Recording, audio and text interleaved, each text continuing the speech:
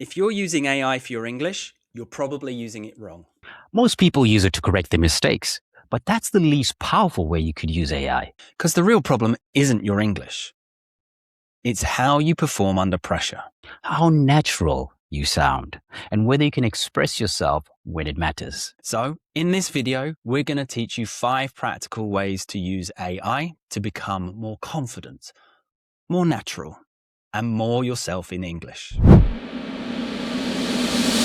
Greetings and welcome to the Beyond Fluency podcast. I'm Liam. And I'm Ramps. If you're new here, we make videos on personal development and communication for non-native English speakers who are B2+. If you like what you're seeing and you want to see more, click the subscribe and bell icon next to it so that you get notifications every time we produce a new video. Thanks for watching.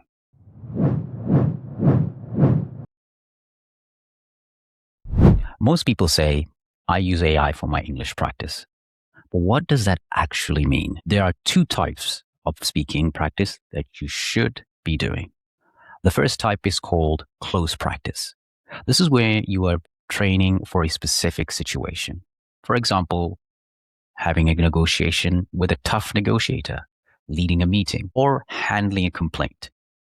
You tell the AI exactly what role to play, and then practice that situation again and again and again. You already know what conversations you're going to be having at work in English. Use that to your advantage.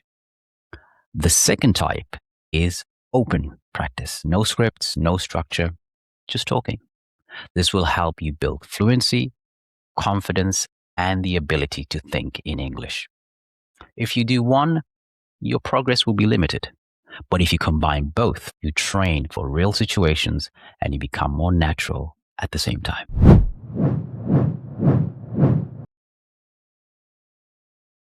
A lot of people will write the email in their native language and then use the AI to translate that so that you can then send it without any mistakes. This is completely wrong.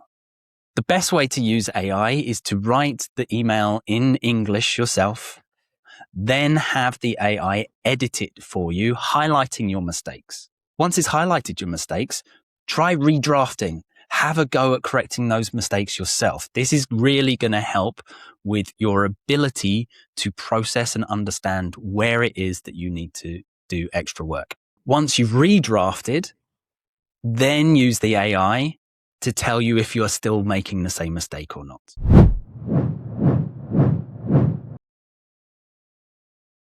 Have you used AI to translate from your native language to English? Or maybe you use AI to correct your mistakes in English.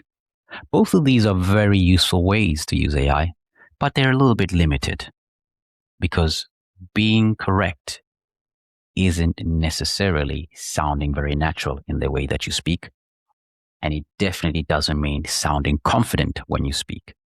So what you should be doing instead is using AI to upgrade your language. Take something that you've said or written down in the past, then ask AI to make it sound more natural, make it sound more professional, make it sound more confident, or make it sound more friendly. This is a great way to expand your vocabulary while simultaneously learning to replace phrases or words that you use repetitively with fitting alternatives.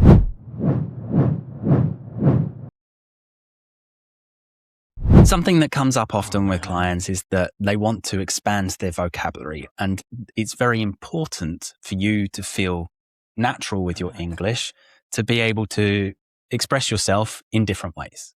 Often the difficult part is when you come across new language, it doesn't necessarily stay in your long-term memory because maybe you don't have an immediate opportunity to use it. By using AI, not only are you able to keep track of new language, to follow curiosity and find phrases and words and idioms and all of the rest, but using one of the other tips that we covered today, you're also able to immediately practice it and make sure that you've got the correct understanding of how to use it. My suggestion for this tip is that you link a notes app to the AI so that when you come across new words, you can put it into your Notes app. Then you can add a prompt that is linked to the Notes and the AI. And what that will do is it will sort out any new language that you come across into the different categories of words. And it can also give you an indication of a situation that you can use that word in. In this way, you can develop a system that allows you to have instant access to any of the new words that you're experiencing.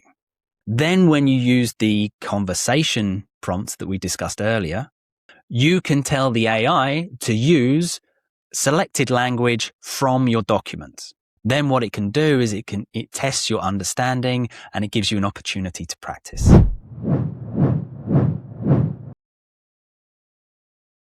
If you really want to improve your English, you need to practice under pressure, because the real problem isn't grammar, especially at B2+. It is what happens when you're in a difficult conversation and your mind goes blank.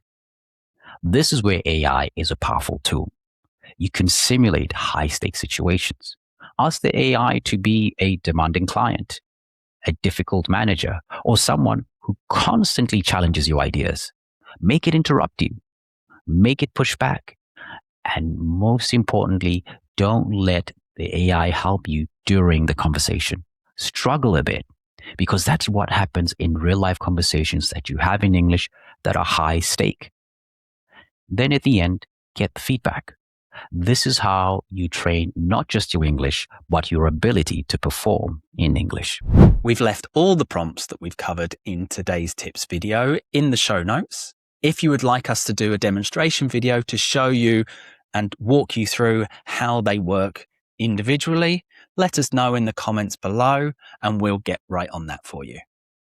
And what about you? How do you use AI at the moment? What tips can you share that have worked for you that we haven't covered today? If you want to share your idea, please leave it in the comments section below. Thanks.